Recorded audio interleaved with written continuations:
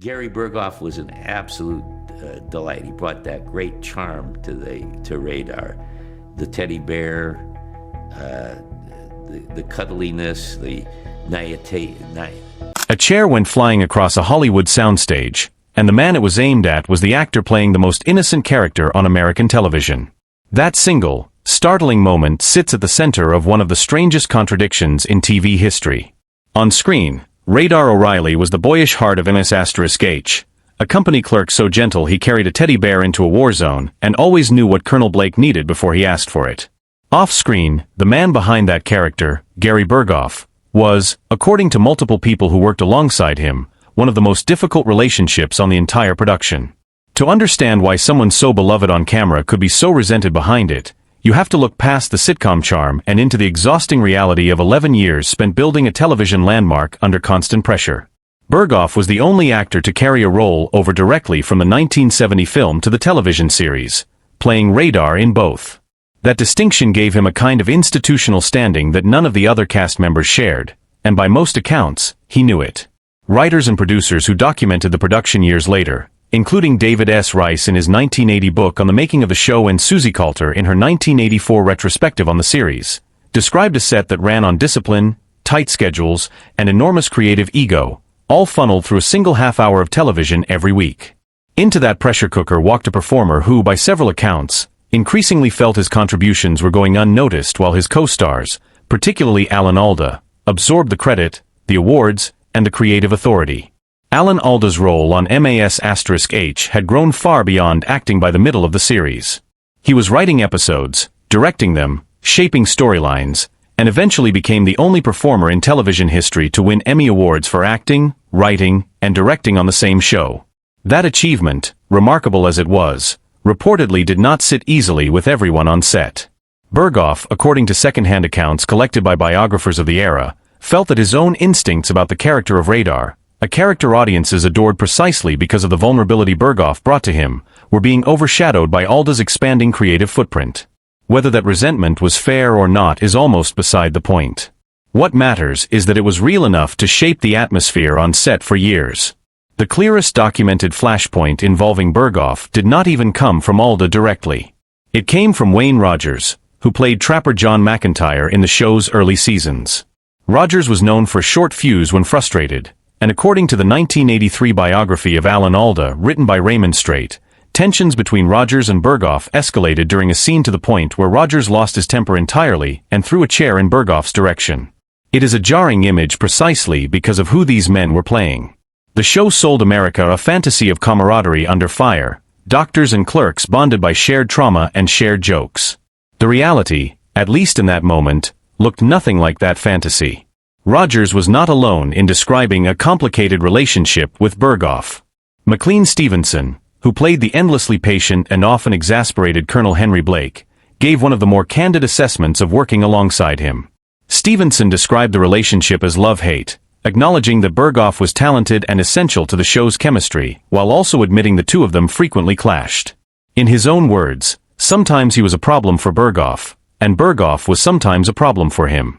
That kind of honesty is rare in an industry built on maintaining a united front for the cameras, and it suggests the friction on set was not isolated to one relationship or one bad afternoon. It was a pattern. So what actually drove the deepest of these conflicts? The one between Alda and Burghoff? The most consistent explanation offered across the cast interviews compiled by both Rice and Coulter comes down to recognition and control. Alda was, by nearly every account, the engine of the show's later creative direction. He co-wrote and directed dozens of episodes, including the series finale that became the most watched broadcast in American television history. For an actor with that level of creative investment, the show was as much his as anyone's. Burghoff, meanwhile, had built one of the most emotionally resonant characters on the series almost entirely through performance, rather than through scripts he had written himself. He gave Radar his stammer, his innocence, his instinctive loyalty, and audiences responded to it instantly. But performance-driven ownership of a character does not translate into institutional power the way writing and directing credits do, and that imbalance appears to have bred a quiet, simmering resentment that occasionally broke into the open. There is also the matter of Burghoff's departure from the series after the 8th season, a decision that reportedly did not sit well with everyone involved in the production. By the time he left, Burghoff had already begun negotiating unusual terms, including reduced working days compared to his fellow cast members, a request that some colleagues viewed as reasonable given his personal circumstances, and others viewed as special treatment that widened the gap between him and the rest of the ensemble. When an actor is treated differently by the production, even for legitimate reasons, it tends to create friction among the people who do not receive the same accommodations. That friction does not need to be spoken aloud to be felt every single day on a crowded, exhausting set. None of this erases what Burghoff accomplished as a performer. Radar O'Reilly remains one of the most beloved characters in the history of American television, a symbol of youthful vulnerability inside a war that offered none of the young men who fought in it much protection at all. The teddy bear he carried became an artifact in its own right, eventually resurfacing years after the show ended and finding its way back into Burghoff's hands through an auction, a small, strange full-circle moment for a prop that had meant so much to viewers. His comic timing, his instinct for stillness in the middle of chaos, his ability to make Radar's departure from the series in the episode Goodbye, Radar one of the show's most emotional moments, all of that is part of the permanent record of what MAS*H achieved. The affection audiences felt for the character was not manufactured. It was earned, episode after episode, for 8 seasons. But the record also shows that television, even television this good, is built by human beings under enormous strain, and strain has a way of exposing exactly who gets along and who does not. Alan Alda has spoken over the years about the intensity of those production years, the marathon hours, the emotional toll of writing storylines about war while trying to keep a comedy funny enough to survive on a network schedule. In an environment like that, small slights calcify into lasting grievances. A perceived snub in a writer's room becomes a cold shoulder on set. A cold shoulder becomes an actor who is, in Stevenson's own description, sometimes simply hard to be around. None of the surviving accounts suggest cruelty or sabotage. What they suggest is something more mundane and in some ways more relatable, two immensely talented driven people who wanted different things from the same project, and who never quite found a way to reconcile that difference.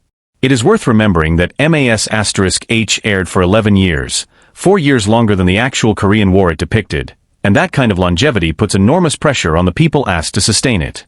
Cast members who spend a decade playing versions of the same characters inevitably start to blur the line between the roles they perform and the people they become on set.